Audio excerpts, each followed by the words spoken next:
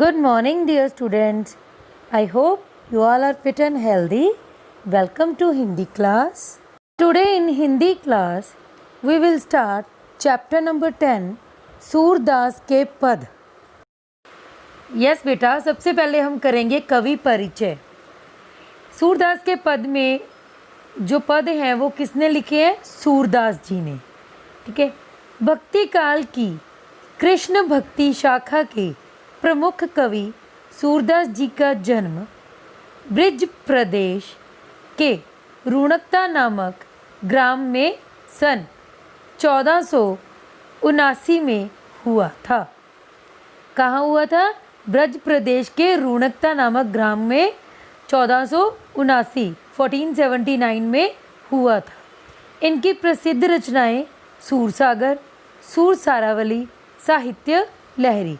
मतलब इनकी सबसे ज़्यादा फेमस जो रचनाएं हैं वो कौन सी हैं? सूरसागर, सूर सारावली, साहित्य लहरी. सन 1580 में पारसौली नामक स्थान पर इनका स्वर्गवास हो गया.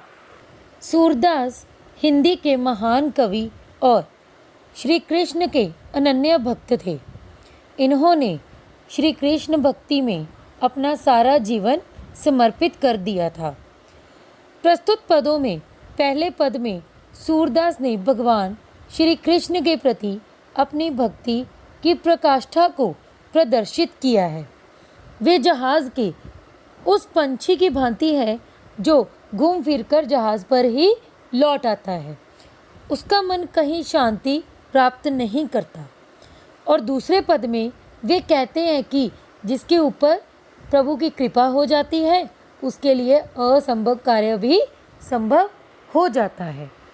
सबसे पहला पद है बेटा, मेरो मन अनंत कहाँ सुख पावे, जैसे उड़ी जहाज को पंछी फिर जहाज पर आवे. कमल नैन को छाड़ महात्म और देव को ध्यावे, परम गंग को छाड़ प्यासो दुर्मति कूप खनावे.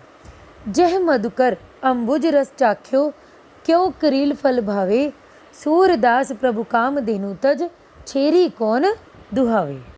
सबसे पहले लिखेंगे बेटा प्रसंग. प्रस्तुत पद्यांश श्री सूरदास द्वारा रचित सूरसागर नामक ग्रंथ से हमारी हिंदी की पाठ्य पुस्तक परिवेश हिंदी पाठमाला में संकलित कविता सूरदास के पद में से लिया गया है. इस पद्य में भक्त कवि सूरदास जी ने श्री कृष्ण की महिमा का वर्णन करते हुए कहा है कि उनके चरणों की वंदना से असंभव कार्य भी संभव हो जाते हैं. हाँ जी बेटा, इसका भावार्थ है श्री कृष्ण ही जीव की और समस्त सृष्टि की आत्मा होने से एकमात्र आशय है. जैसे दरिया में तैरते जहाज पर बैठा पंछी मन की चंचलता से उड़ता तो है पर दरिया के मध्य में उसे कहीं और आश्रय नहीं मिलता, तो फिर आकर जहाज़ पर बैठ जाता है. देखो बेटा, समंदर में एक जहाज़ है, जहाज़ के ऊपर कोई पंछी बैठा है. ठीक है, वो उड़ता तो है लेकिन बीच समंदर में उसे कहीं भी कोई सहारा नहीं मिलता, तो वो दोबारा फिर उसी जहाज़ पर आकर बैठ जाता है. तो जीव भी इसी संसार सागर में अपनी विषयासक्ति के कारण यहाँ वहाँ भटकता है.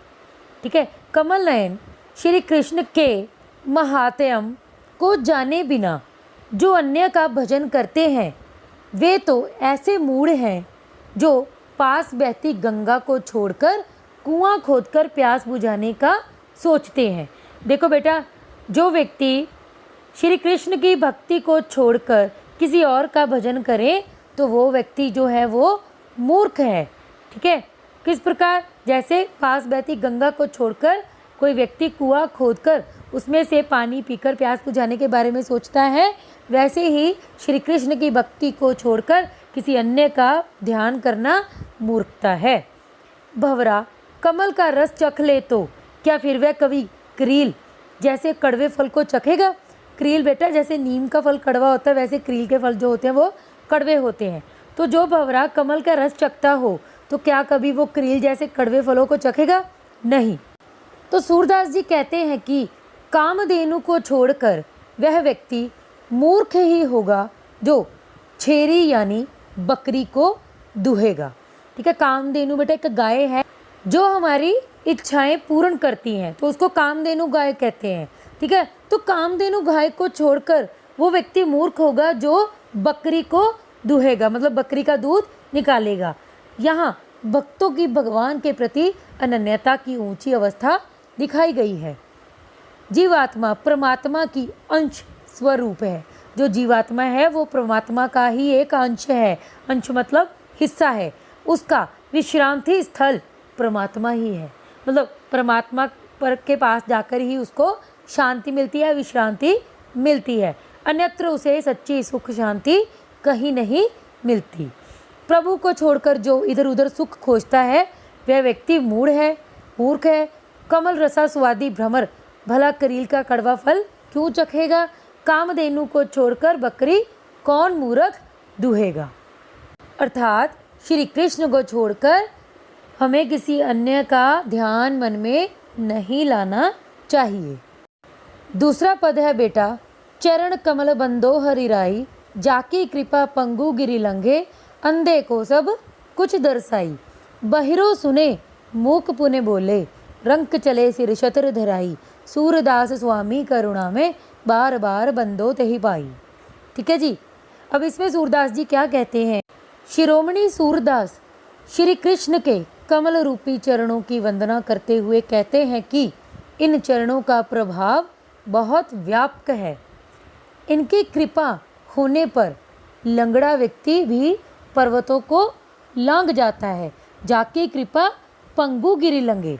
ठीक है, पंगु होता बेटा लंगड़ा। ठीक है, लंगड़ा व्यक्ति जो है वो पर्वतों को लांघ जाता है। अंधे को सब कुछ दर्शाई, मतलब अंधे को सब कुछ दिखाई देने लगता है। बहिरो सुने मूक पुने बोले, बहरे को सुनना लगता है और गूंगा दोबारा बोलने लगता है। रंक चले सिर छत्र धराई, और गरीब व्यक्ति भी अमीर हो जाता है और राजा बनकर अपने सिर पर राज छत्र धारण कर लेता है। सूरदास स्वामी करुणा में, बार बार बंदो तेहि पाई। तो ऐसे दयालु श्री कृष्ण की चरण वंदना मैं बार बार करता हूँ। तो सूरदास जी कहते हैं कि जिनकी कृपा पाकर जो लंगड़ा व्यक्ति है वो पर्वतों को लांघ जाता है, अंधे को सब कुछ दिखाई देने लग जाता है, जो बहरा है वो सुनने लगता है और जो गूंगा है वो दोबारा बोलने लगता है, जो गरीब व्यक्ति है वो राजा बनकर अपने सिर पर छत्र धारण कर लेता है। तो सूरदास जी कहते हैं कि ऐसे प्रभु की कृपा पाकर मैं धन्य हो गया और मैं उनकी चरण वंदना बार बार करता हूँ। तो ये थे बेटा हमारे सूरदास के पद। Okay dear students, thank you.